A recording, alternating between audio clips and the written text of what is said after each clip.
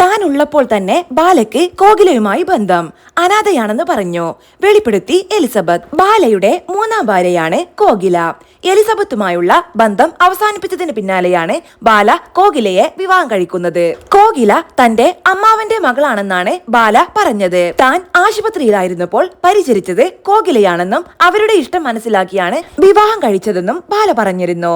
എന്നാൽ താനുള്ളപ്പോൾ തന്നെ ബാലയ്ക്ക് കോകിലയുമായി ബന്ധമുണ്ടായിരുന്നുവെന്ന് വെളിപ്പെടുത്തുകയാണ് എലിസബത്ത്. കോകില നല്ല സ്ത്രീയാണെന്നും അതുകൊണ്ടാണ് ബാല സന്തോഷമായി ജീവിക്കുന്നതെന്നുമൊക്കെയുള്ള കമന്റുകൾക്ക് മറുപടിയായിട്ടായിരുന്നു പ്രതികരണം. കോകില നല്ല സ്ത്രീയാണെന്നൊക്കെ എനിക്കറിയാം. ഞാനുള്ളപ്പോൾ തന്നെ കോളുകളും മെസ്സേജുകളും ആൾക്ക് വരുമായിരുന്നു. ഇതിനെ കുറിച്ച് ഞാൻ ചോദിച്ചിരുന്നു. ഞാൻ കുട്ടിയെ പോലെ കണ്ടിരുന്ന ആളാണ് എന്നാണ് എന്നോട് പറഞ്ഞത്. അനാഥയാണ്, ആ കുട്ടിക്ക് വട്ടാണ് എന്നൊക്കെ പറഞ്ഞു.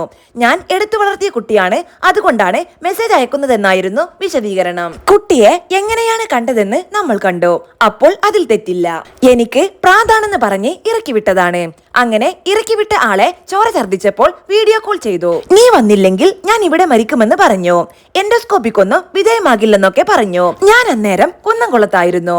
ഞാൻ കരുതിയത് എന്നെ മാത്രമാണ് വിളിച്ചതെന്നാണ്. പിന്നെയാണ് മനസ്സിലായത് എല്ലാ പെണ്ണുങ്ങളെയും വിളിച്ചിരുന്നുവെന്ന്. അവരൊക്കെ കരുതി കാണും ഇനി ചത്താൽ ഞങ്ങളുടെ തലയിൽ ആയി പോകുമോ എന്ന്.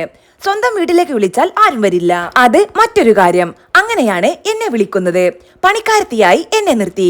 പണിക്കാരിയുടെ ശമ്പളമെങ്കിലും എനിക്ക് തരാമായിരുന്നു. ഭാര്യ എന്ന് പറഞ്ഞാൽ ഫ്രീ കോസ്റ്റ് ആണല്ലോ, എന്ത് തെണ്ടിത്തരവും ചെയ്യാം. നിയമപരമായി വിവാഹം കഴിച്ചില്ലെന്ന് പറഞ്ഞ് ഇറക്കി വിടാനും കസ്തൂരി എന്നൊക്കെ പറഞ്ഞ് പ്രൊഫൈലിലൂടെയൊക്കെ തോന്നിവാസം പറയിപ്പിക്കാനും പറ്റും. പുതിയ ഭാര്യയെ ഞാൻ കണ്ടിട്ടില്ല.